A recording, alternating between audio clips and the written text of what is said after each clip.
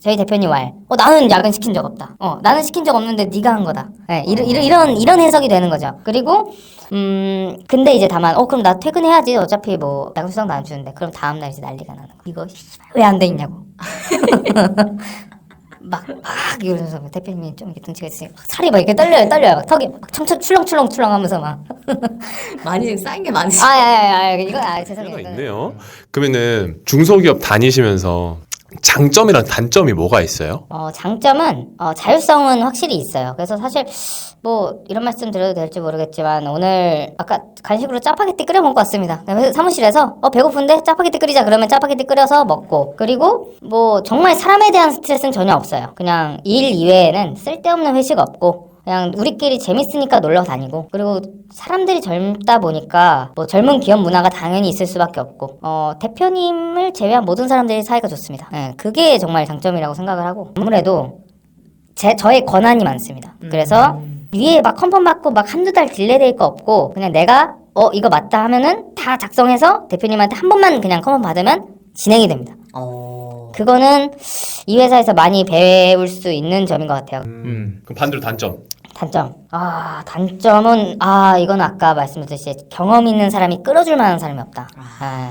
나 이거 처음인데? 제가 다 알아보고 찾아보고 주변 지인들 도움받아서 하나하나 개척해 나가야 되는 게 단점인데, 어떤 새로운 A라는 일을 할 때 시간이 다른 사람들은 대기업 다니는 사람들 1이면 1시간만 걸릴 걸 저는 2시간, 3시간 해야 돼요. 다 찾으면서 해야 되니까. 그러니까 시스템이 구축이 안 되어 시스템에 있으니까.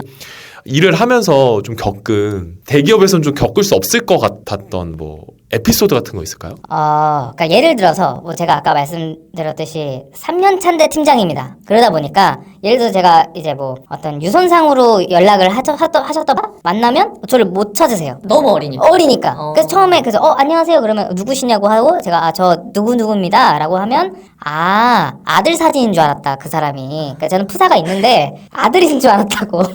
그래서 저를 좀 못 알아보시는 경우가 좀 있고, 그리고 또 이렇게 작은 회사를 또 다니다 보면 예를 들어서 뭐 부모님이 이렇게 지나가시다가 너희 회사 어디냐고 한번 오셨는데 아니 너희 회사 어디냐고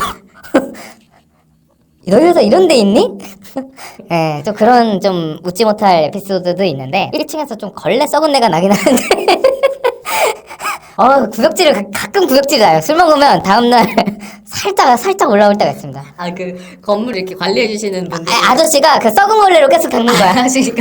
아이고. 원가 절감해야 되니까. 아무래도 이제 미팅할 때 얘기해 주신 것처럼 팀장이라 그랬는데 되게 어린애가 나왔네? 그러면 그 이후에 막 태도가 좀 바뀐다던가 약간 그 대우가 바뀐다던가 좀 무시를 한다던가 이런 약간 서럽게 만들었던 경험 같은 게 있어요? 예를 들어서 조금 그 옛날 어르신 같은 느낌의 분들은 팀장님은 잘 모르시겠지만 이러면서 넌지시 너는 젊으니까 모르겠지만 이런 게 있어. 소위 말하는 꼰대들. 네, 꼰대들이 그냥 은근히 무시하는 거죠. 대놓고 무시할 수 없으니까. 왜냐하면 자기도 자기 물건을 결국엔 팔아야 되고 하니까 목적은 있기 때문에 대놓고 무시하지 못하지만 잘 모르시겠지만 이런 게 있어요 라고 넌지시 말씀하시는 분들도 있고, 이 회사가 너무 좋을 수도 있지만 이제 좀 더 큰 꿈을 품어보고 싶을 수도 있잖아요. 네. 다른 회사로 좀 이직하고 싶으신 그 욕구는 없으세요? 있습니다. 매니저님께서 이 회사가 어떻게 보면 비전이 있고 좀 괜찮다고 싶으면 이 회사를 계속 다니고 싶으시겠지만 중소기업을 다니시는 분들이 이제 결정적으로 이직을 딱 결심하는 순간이 어떤 순간이라고 생각하세요? 아까 말씀드렸던 부분 중에 제가 할 수 있는 일이 많다고 했는데 그것마저 없어질 때 내가 옛날에는 이제 대표님이 나의 의견들을 잘 반영해주고 내가 하는 일에 적극적인 지지를 해줬던 것들이 어느 뭐 어떤 회사의 사정이라든지 아니면 뭐 대표님의 고집 때문에 내가 뭔가 원하는 대로 내가 해보고 싶은 일들을 막 하던 게 막힌다는 생각이 들 때는 그럼 여기 굳이 뭐하러 있어? 라는 생각이 들죠. 그럴 거면 더 큰 기업 가서 작은 역할을 하더라도 큰 세상을 한번 바라보고 거기서도 한번 배워보고 싶다는 생각이 들죠.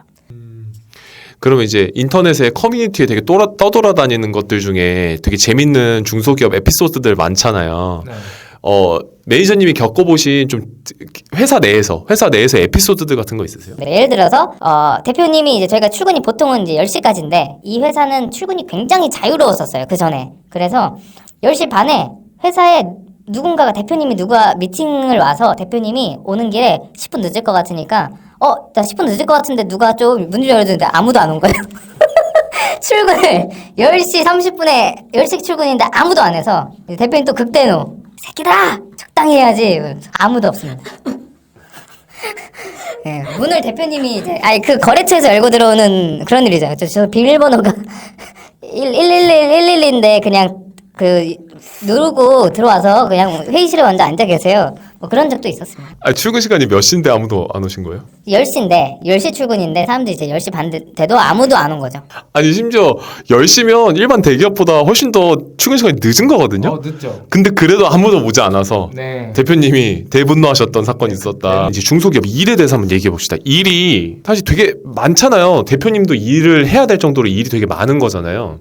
그러면은 그 일이 많은 게 어느 정도 수준이에요? 한참 정말 일이 많을 때는 11시 퇴근하고 이런 일이 되게 잦았었고요. 21년도 막 이럴 때는 되게 잦았던 것 같아요. 그리고 일이 많은 게 뭐 주말 연락 무조건 오고 퇴근해도 카톡 당연히 와 있을 거고 그러니까 이런 것들이 그냥 일상화가 돼버린 걸 봤을 때는 일이 많은 거죠. 사실 어찌 보면 내일 해도 되는 일인데 그렇지 않습니다. 스타트업에서는 뭐 우리가 대기업인 줄 아냐. 그래서 해라. 그러면 하고. 근데 우리 회사 왜 이렇게 체계가 없냐. 대기업 보면서 한번 또 벤치마킹 해봐라. 그럼 또 벤치마킹 해보고. 근데 급여는 또 이제 당연히 적고. 똑같고. 네, 똑같고.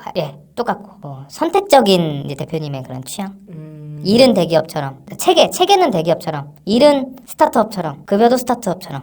네. 중소기업 하면은 막 1인 다역 해야 된다. 네. 뭐 지금 뭐 영업 담당 그리고 물류 담당 뭐 이렇게 하고 계시다고 하지만 일을 이렇게 좀 여러 가지를 다 해야 되는 경우도 종종 있어요.